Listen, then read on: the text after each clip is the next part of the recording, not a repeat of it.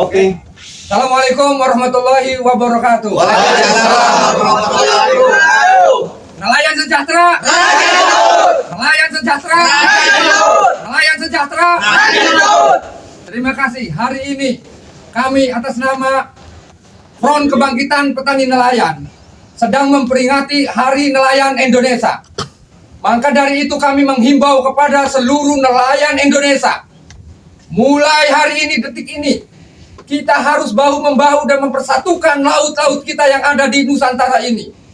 Jangan sampai kita sebagai masyarakat nelayan hanya dijadikan ladang yang dieksploitasi oleh oligarki jahat yang sudah merusak laut kita, yang sudah mencemari laut kita, yang sudah mengguruk bibir-bibir pantai kita.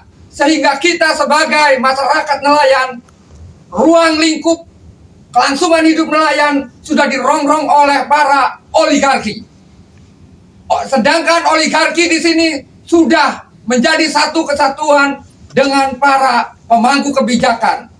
Maka kami sebagai nelayan Banten mengingatkan kepada para pemangku kebijakan yang ada di bangsa Indonesia ini agar supaya menilik kembali persoalan-persoalan masyarakat nelayan yang selama ini sudah disudutkan dan seakan-akan tidak dipihak kehidupannya oleh para pemerintah. Terkesan pemerintah lebih kompromi dengan para pemodal, para oligarki, tidak memikirkan ruang hidup kami sebagai nelayan. Kami tidak ingin nelayan hanya sebatas dijadikan eksploitasi untuk mempergendut perutnya para pemangku kebijakan. Maka dari itu kami himbau kepada seluruh nelayan Indonesia, bahu-membahu dan bersatu untuk melawan kebijakan yang tidak berpihak kepada nelayan. Sejahtera nelayan, raja laut. Sejahtera nelayan, raja laut. Lawan oligarki, lawan. Terima kasih. Assalamualaikum warahmatullahi wabarakatuh. Waalaikumsalam. Assalamualaikum warahmatullahi wabarakatuh. Sejahtera nelayan. Sejahtera nelayan. Sejahtera nelayan. Pada kesempatan kali ini tanggal 6 April 2026 bertepatan dengan Hari Nelayan se-Republik Indonesia, kami melihat bahwa sebetulnya nelayan sekarang sudah tidak berdaya dengan ruang tangkap ikan yang semakin tidak terkontrol, dengan adanya kapal-kapal asing yang juga sekarang sudah tidak dalam pengawasan yang ketat, pembiaran. Maka nelayan kita ini seyogyanya harus dikasih pemberdayaan, diberikan edukasi pemberdayaan. Dulu modal demi modal oleh Departemen Kelautan Perikanan dan daerah-daerah yang peduli dengan ini tidak membuahkan hasil yang memadai untuk dikelola oleh para nelayan. Jadi seyogyanya nelayan mulai hari ini se-Indonesia kita kompak menuntut kesejahteraan nelayan. Jangan hanya jargon bahwa nelayan sejahtera raja di laut. Tapi demikian harusnya memang nelayan itu berdaya secara utuh, berdaya secara kafah. Karena ruang tangkap ini begitu luas. Tinggal pemerintah, keberpihakan pemerintah untuk mensejahterakan nelayan dengan ilmu yang ada, dengan kebijakan yang memihak kepada nelayan. Jadi nelayan sekarang dieksploitasi jadi komoditas kampanye mereka, dan nelayan masih tidak berdaya.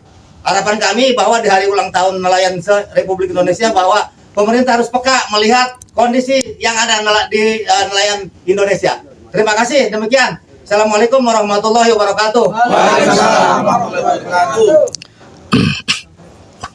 Diane langsung Heri. Ada lagi? Iyalah, nanti habis pernyataan sikap. Oh ya udah, pernyataan sikap dulu. Oke ya.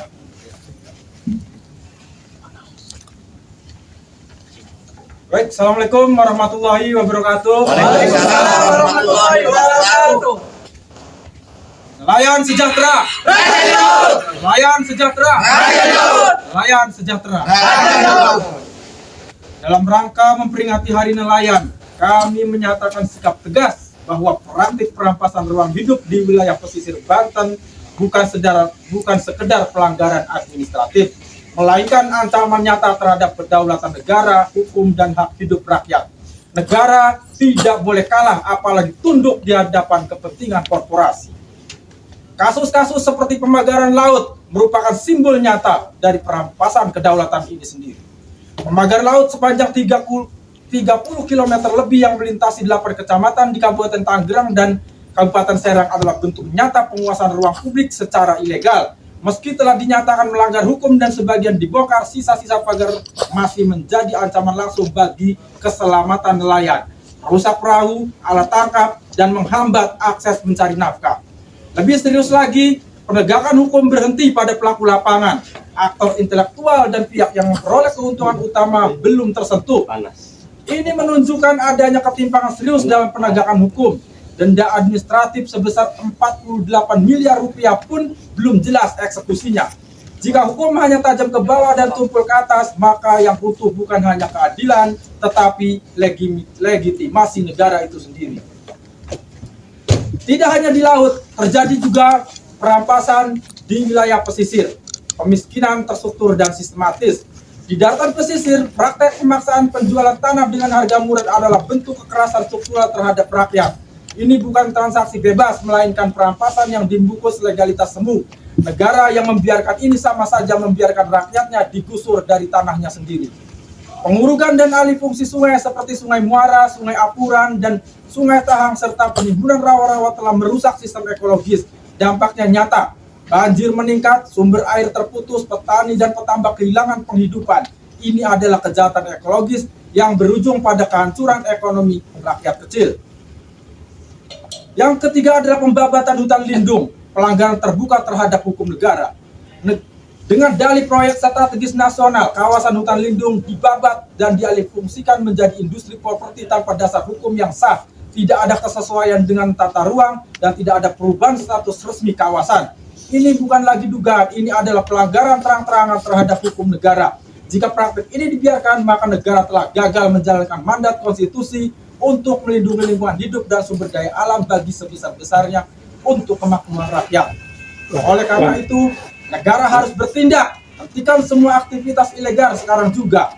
Kami mencatat dan mengapresiasi langkah pemerintah mencabut PSN dan tindak tegas dan tindakan Satgas PK mengambil alih sebagai kawasan hutan lindung. Namun langkah ini belum cukup. Fakta di lapangan menunjukkan aktivitas pembangunan masih terus berjalan di kawasan yang seharusnya dilindungi. Kami menuntut penghentian total dan segera seluruh aktivitas pembangunan di kawasan hutan lindung dan wilayah bermasalah lainnya. Tidak boleh ada toleransi. Setiap pembiaran adalah bentuk keberpihakan terhadap pelanggaran.